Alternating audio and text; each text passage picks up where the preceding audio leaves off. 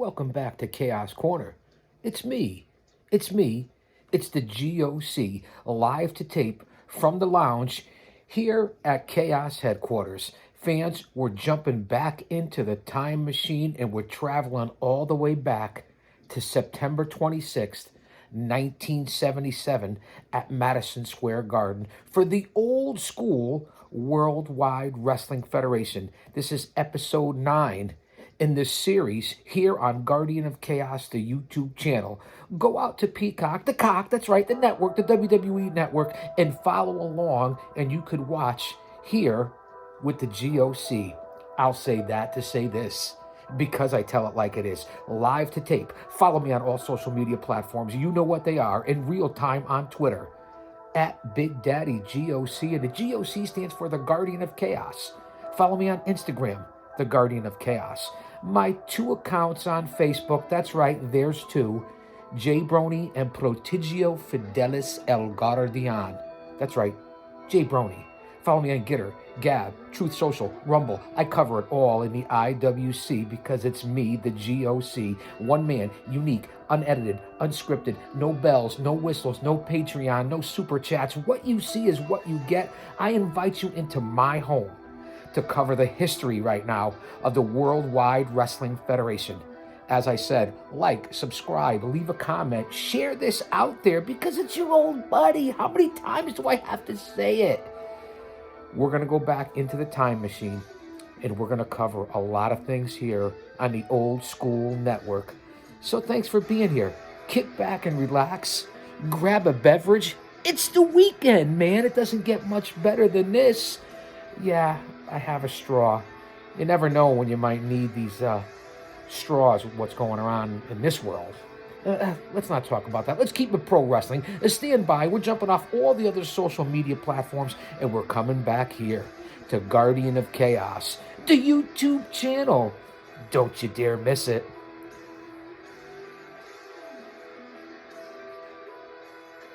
Wow, does it get much better than this? Let's jump right back into the old school Worldwide Wrestling Federation. As again, you can go to the network, you can go to the cock, and you can follow along. Episode 9, September 26th, 1977 at Madison Square Garden. I noticed that the first couple of matches there at the Garden on this particular recording, the lights were bright for the first 2 or 3 matches. You could see the whole arena with all 20,000 fans before they adjusted it into like the second or third bout. Now, what I did notice about this card, Vince McMahon Jr. is still solo on the commentary. I can't mention that enough. This guy knows the business no matter what you want to say about him personally. And, of course, they announced the tough New York State Athletic Commission and the curfew and the 3 judges ringside and the timekeeper. And on this ring announcing gig at the Garden, it was not Howard Finkel. It was Jack Lee.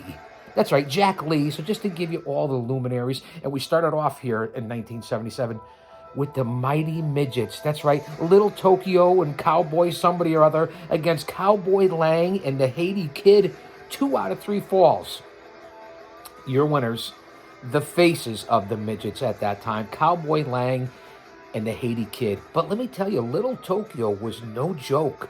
And I like how the WWWF old school mixed it up back then. 2 out of 3 falls, 3 out of 5 falls, tag team matches, 6-man matches, midgets, the ladies. Just put a whole kit and caboodle of different aspects to each card that they would present there at the Garden. You cannot get to where you want to go or where you are without understanding where you have been. And that's what I'm here to do on the YouTube channel, Guardian of Chaos. So we started off with the midgets. I said 2 falls, Cowboy Lang and Haiti Kid. In the second match, from Puerto Rico, 225 pounds.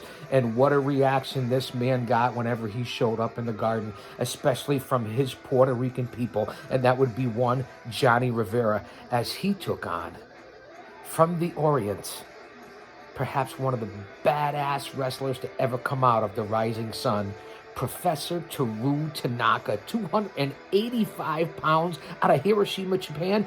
Konnichiwa, bitches. Both of these grapplers, for the day and even today's sake, were in great shape.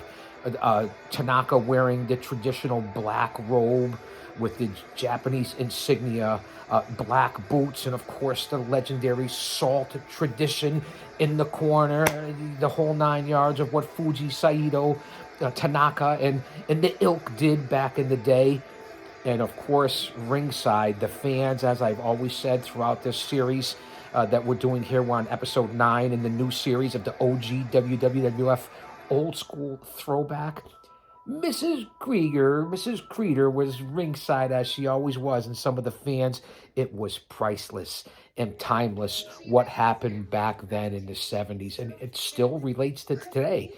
You wouldn't see crowds in this day and age, no matter what organization that you're talking about, get the pop and the reaction of the crowds from the golden era, as I caught it. I mean, it's just the truth of the facts. Go back and check it out.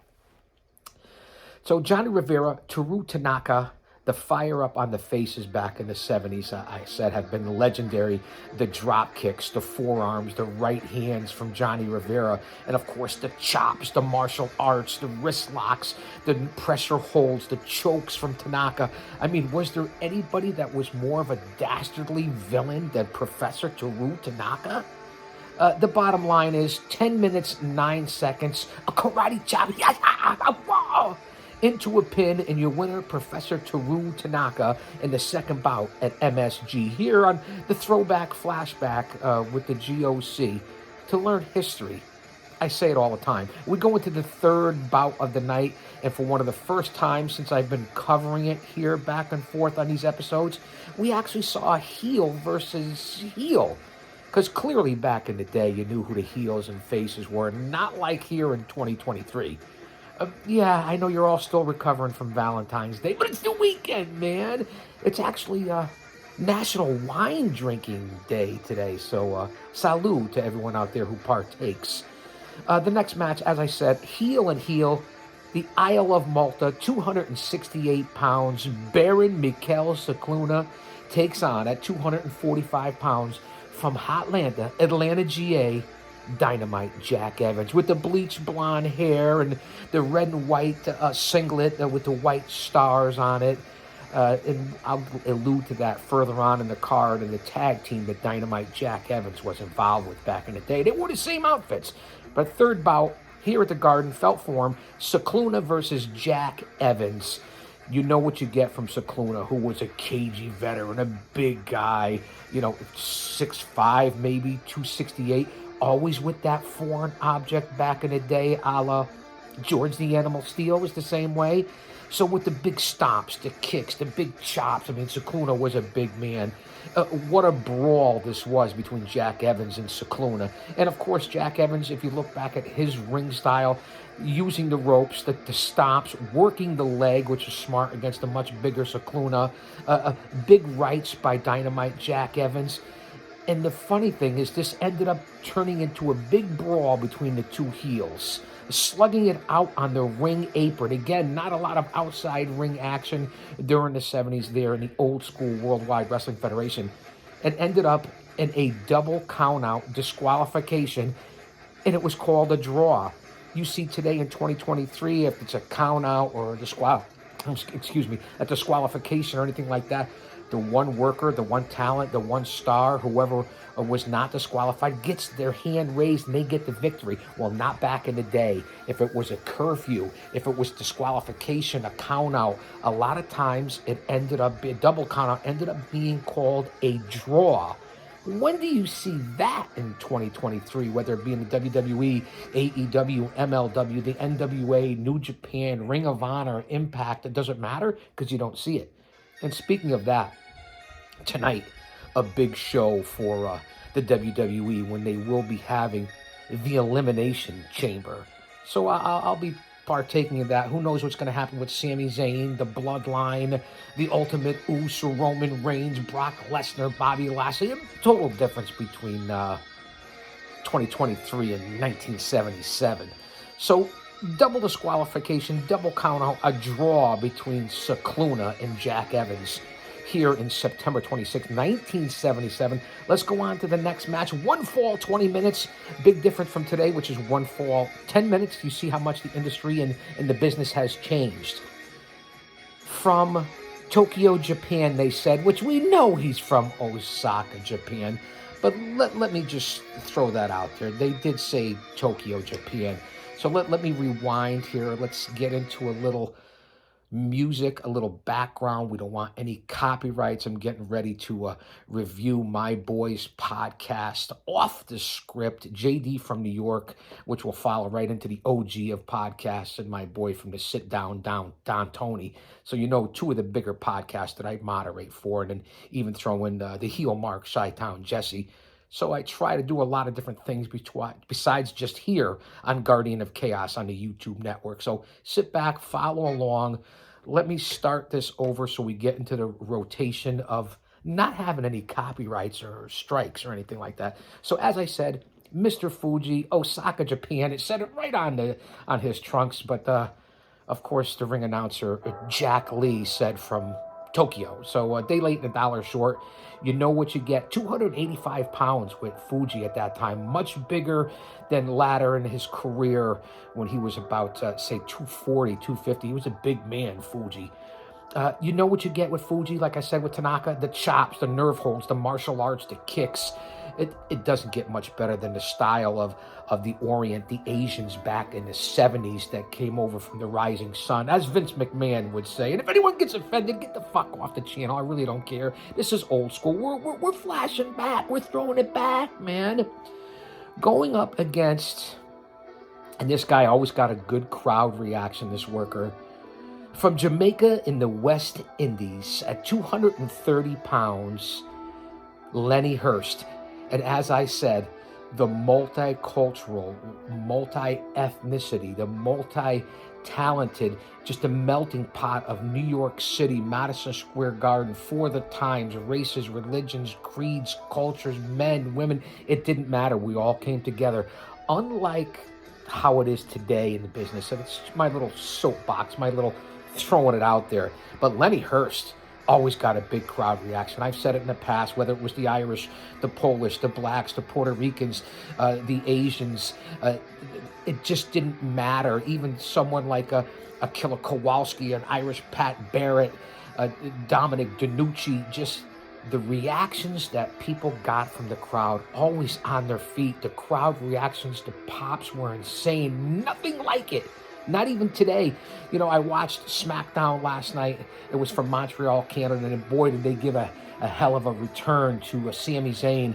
And that happens once in a while, not very often. This was monthly, night after night, especially in the bigger buildings of the Northeast, tri-state, New England area, unlike the South, which was in smaller venues, smaller buildings, weekly wrestling. You see the difference in tradition.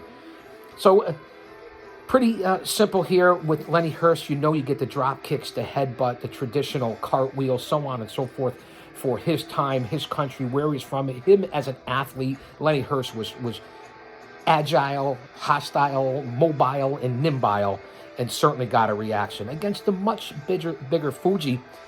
Typical finish here. They didn't give the time at the end, but it was basically, they want to call it a bonsai clothesline. It was basically a sling blade clothesline by Fuji into the pin over Lenny Hurst. So in the fourth matchup there at the Garden, September 26th, 1977, you see how I rumble and roll on and barely stumble? This is what you get here. One man, unique. Make it relatable. Go on and on and on and make it something that you want to listen to. Now, let me shape up a little bit here. So Fuji with the fashion plate, classy Freddie Blassie, over Lenny Hurst in this bout. Sling blade, clothesline into a pin. Kick back. Let me get a little shape up here, a little going here. We want to look nice here on the YouTube channel. Bear with me. We're having a lot of fun. Hey, listen, it's the weekend, man. Into the next bout here on September 26, 1977. Old School Worldwide Wrestling Federation from the Garden.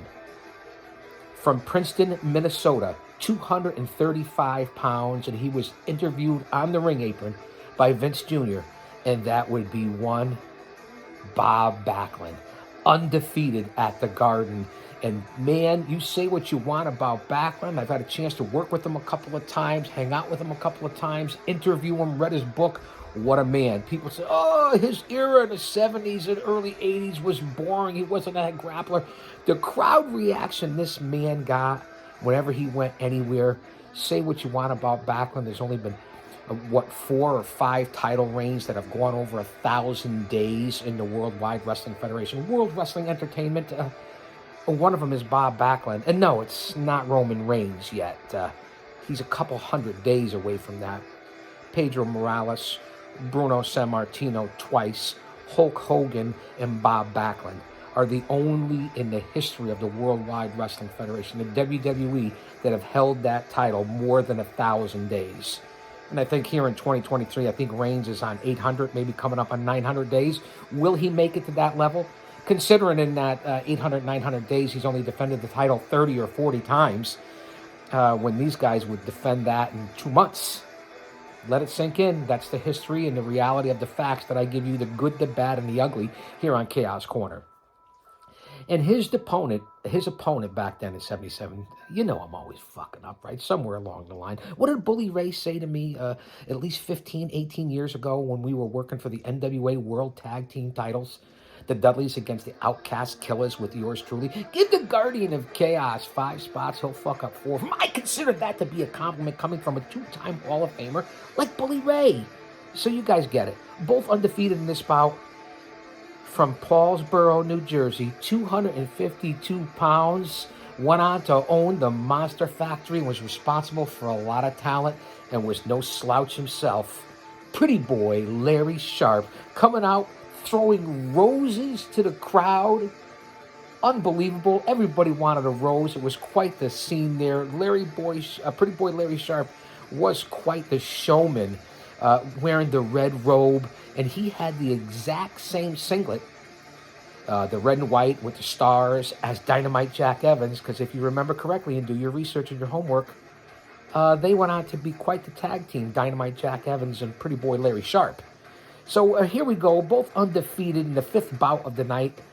Backlund and Pretty Boy Larry Sharp. You know what you get with Sharp after he throws out the roses. The big body slams, the arm bars, the hair pulls, the kicks, the typical heel stuff for the day. And of course, the man from Princeton, Minnesota, who now lives here in the shadows of Titan Towers. His wrist locks, the reversals, how fast he was, his agility, the bridge outs, the suplexes, everything that Backlund did was Pro Wrestling 101. He really was ahead of his time. Say what you want about his title reign. I'm not saying I loved it back in the day. Here I am as a 13, 14-year-old in 1977. I was with his whole career. So I can agree to an extent. You can't take away his talent or his title reigns of what Bob Backlund did. It's just that simple. And I'll say that to say this because I tell it like it is. An atomic spine breaker by Backlund, into atomic knee spine breaker, whatever you want to call it for the day, into a pin, followed 9 minutes and 4 seconds. Your winner and still undefeated, the All-American Bob Backlund. It was an incredible matchup, and Larry Sharp, the pretty boy, held his own. 9 minutes, 4 seconds. Look at the simplicity of the finishers, the holds, the pacing, the similarity, the crowds. I say it all the time. There was nothing like pro wrestling in the 70s, whether it was the NWA, whether it was the AWA, whether it was the Worldwide Wrestling Federation. Fans, old school, there's nothing like it, and it applies to today. I say it all the time. Thanks for being here on episode 9, September 26, 1977, from the Garden. Old school with the GOC. We move on to the next big match, and it's a championship match, the 6th bout. You see I'm prepared with my notes. You have to be prepared, even though it's impromptu. 1 fall to a finish. The Worldwide Wrestling Federation heavyweight champion, Paradise Valley, Arizona, 265 pounds, with the purple tie-dyed trunks from head to toe, along with the Grand Wizard, and that would be one superstar, Billy Graham. And let me tell you something. I said it before, I'll say it again, I'm going to say it now. There weren't too many people with the charisma, the linguistic skills, the presence of superstar Billy Graham. He really was something, and I loved the small WWWF traditional original belt from back in the day. It really was something. And his opponent from Austin, Texas, at 265 pounds, and McMahon called him a roly-poly, a disrespectful son of a bitch during the bout. The American Dream, Dusty Rhodes, with the white and red star cowboy boots, dancing, shucking, jiving, shadow boxing. When Dusty came to the ring, the crowd reaction was fucking insane. This guy was insane. The crowd reaction was insane. It really was something to behold. And then this feud between Graham and Dusty Rhodes in the, 1977 with Graham and Rhodes. I mean, it really was quite the rivalry to behold. Let me get back here to making sure we don't have any copyrights or anything like that here on the channel. And now in this fall, in this bout, it must be a pin or submission. I want to throw that out there. That's what the duties were, or what the qualifications were for the match. The selling of the superstar, I can't mention enough. I can't say it enough how this guy sold his ass off. Perhaps one of the best guys to beg off, bail out, take a powder, sell than anybody in the Worldwide Wrestling Federation at the time. With his chin locks and the bear hugs, the elbows, the knees, the strength, the test of strengths, there really wasn't much that superstar Billy Graham couldn't do for back in the day. His trademark backbreakers as well. The test of strengths against Dusty Rhodes or Bruno. Did it really matter for back in the day? I mean, I don't really think it did. Graham was ahead of his time. Say what you want. Another guy that a lot of people talk about here in 2023 as being arrogant or narcissistic. A lot of people could learn a lot from superstar Billy Graham. And so here we go at the Garden, the American Dream and Superstar for the heavyweight title. And with the Dream, the elbows, I can't sell it enough, and how the crowd would go hysterically crazy for the elbows that Dusty would, whether it was across the head, the drop on the canvas, it didn't matter. Dusty had the crowd eating out of his hand, and equally as superstar as the heel. So this really was an unbelievable bout. Go back and check it out. The top rope slam where Graham actually went up to the high rent district, and Dusty with the body slam off the top rope, and even some wrist locks from Dusty. Shake, rattle, and roll long before the honky tonk, man. There was a lot going on with Dusty Rhodes. In the end, Dusty with a back body drop over the top rope of Superstar. You didn't see it that often back then. This match went 15 minutes and 38 seconds before there was a count out. That's right. Superstar Billy Graham got counted out after that huge back body drop, and Dusty went crazy. The fans at the Garden went insane. Chaos, pun intended, as he grabbed the belt. And for a while there, people actually thought that Dusty Rhodes had become the Worldwide Wrestling Federation heavyweight champion, which he never did, which leads us into current day storylines of Cody Rhodes going up against Roman Reigns at WrestleMania, it looks like. 39, I believe, coming up this year. And maybe Cody can do something that Dusty did not do that night in the Garden of September 26, 1977. When he was running around with that belt, I even took a quick clip of it. Dusty Rhodes was this close to becoming a Worldwide Wrestling Federation champion, and he didn't. Obviously, the belt cannot change. Superstar retains the belt on the countout. And again, this was one hell of a match. If you look back at it, and you look back at the notes that I have, and the way Dusty fires up, and the way Superstar was the ultimate heel. Again, the bottom line, countout. Even though Dusty had the title, Graham retains. 15 minutes, 38 seconds. And again, it had to be a pin or submission. It was announced in the beginning. So you guys know the old school rules. You don't change on a count out, man. It just doesn't happen that way. And imagine trying to have to follow that main event. And again, throughout that whole bout, the crowd was never in their seats. You couldn't hear yourself think. It really gave me chills to watch this over in a lot of these matches and cards here on the old school series that I'm doing for the Worldwide Wrestling Federation. And to follow that bout, I always say it with the placement, They never put the main event on first, and it was never on last. It was usually somewhere in the middle of the card, anywhere from the third match to the fifth match. It didn't matter. And then you had to follow it. Imagine being that group. But here we are following Superstar and Dusty Rhodes. We have from the original bloodline, the original head of the table, the original Ultimate Oos, the Paramount High Chief, Peter Maivia, from the Isle of Samoa. Pe Hawaii, Melihini Kane, Pupule, Wiki Wiki, Mahalo, and Aloha. 265 pounds, and whenever Maivia came to the ring, he grabbed that microphone and screamed, "Aloha, baby!" The chops, the headbutts, the kicks, the slaps. Maivia was a legit badass in the Samoan dynasty, and for anyone that stepped into the ring. And his opponent, from Detroit, Michigan, always with that damn foreign object. And again, as time went on in the 70s, became the full-fledged animal out of Detroit, Michigan, George the Animal Steel. Now you know what you get. The chokes, the nerve holds. He threw in a couple of chairs.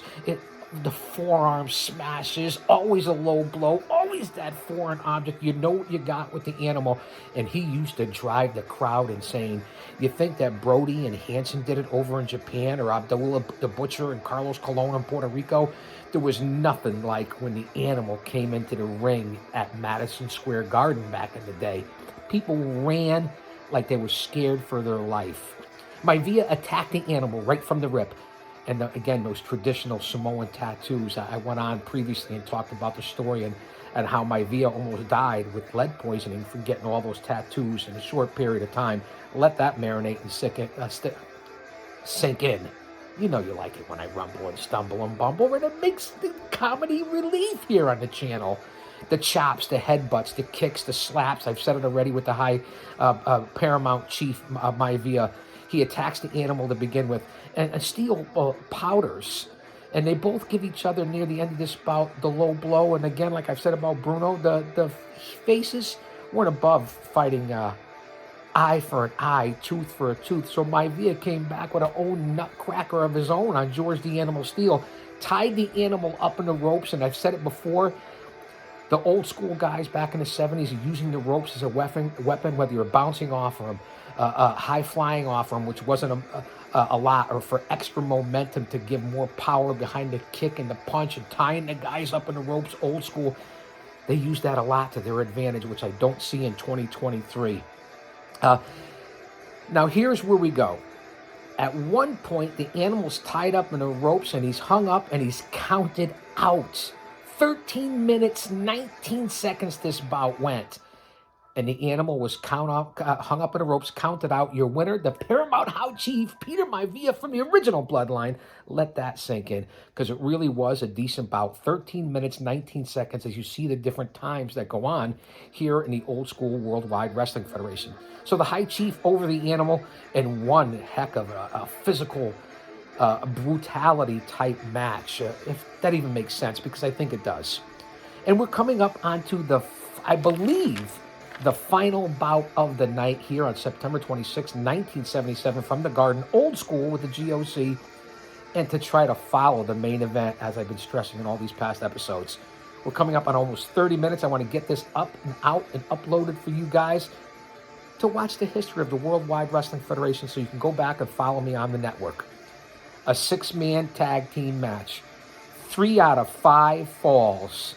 That's right. The former Worldwide Wrestling Federation heavyweight champion from Buzzards Creek, Oregon, Stan the Man Stasiak, teams up with the Olympic strongman, the world's strongest man at the time, Ken Patera, and one of my personal favorites and mentors, Captain Louis Albano, barefoot at the time, and always with that damn foreign object, taking on the Chief, the Indian, so to speak, according to Vince Jr., Chief J Strongbow, Tony Garea, and Larry Zbyszko, a.k.a. the Polish Prince at the time.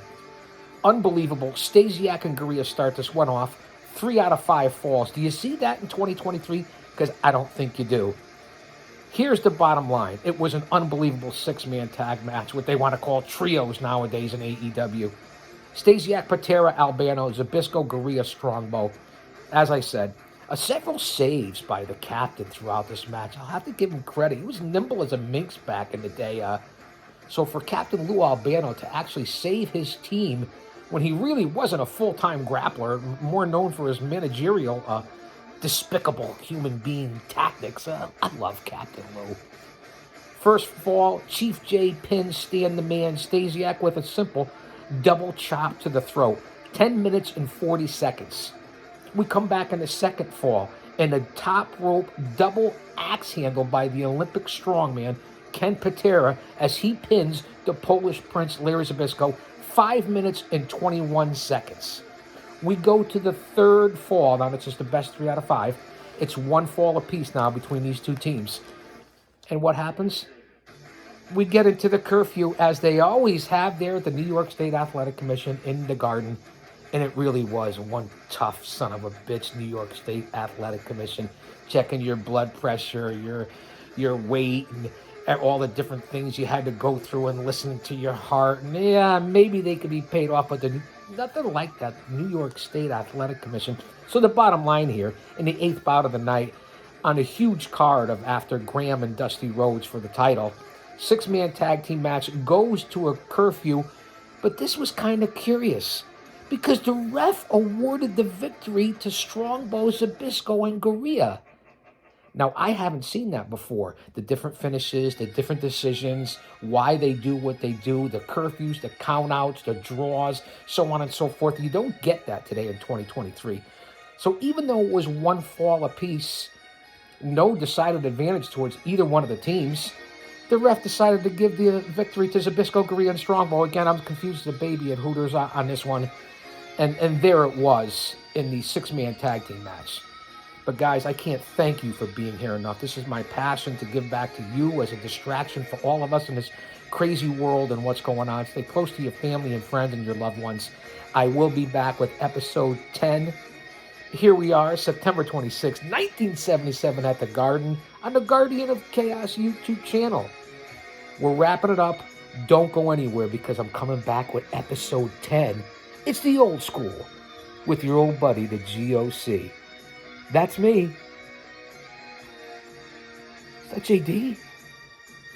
Off the script?